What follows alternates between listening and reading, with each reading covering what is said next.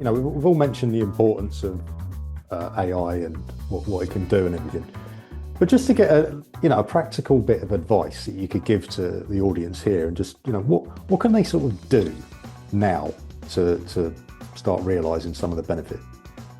I think just through personal observation of what Parcel Perform has done within the AI realm, there's a couple of things that I can really sort of pinpoint that I often talk to brands about just in conversations with regards to implementing AI or sort of going on that journey. The first thing is, I think every brand is at different stages of that journey. Some are far along and have really embraced it and are using it within different parts of their business, or even commercially, and they've really understood what consumers are doing. And some of the bigger brands which have bigger legacy systems are a little bit further back on that journey, and it's a bit more challenging for them, I suppose, to embrace that. But the big thing for us is really just helping brands understand that, start small, firstly.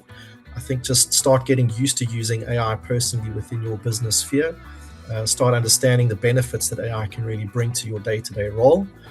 And then from there, I think, within the business, there's certain teams or parts of the business that could start ring fencing or incubating some AI tests, to really see how that connects the dots and how that sort of creates efficiencies that drives revenue at the end of the day, which is the output that we're looking for here.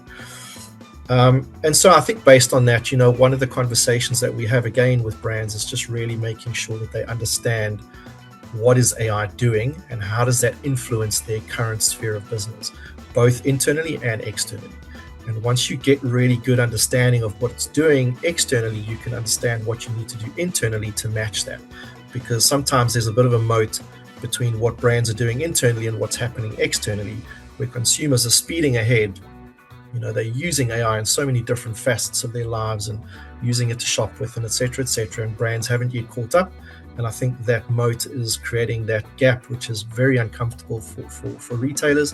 And so just helping them to shine a bit of a spotlight on what that moat is, and what are the simple sort of low-hanging fruit things that you could use AI for to really bridge that gap, so that you don't have that dissonance that starts happening where the early adopters kind of capture all of that market.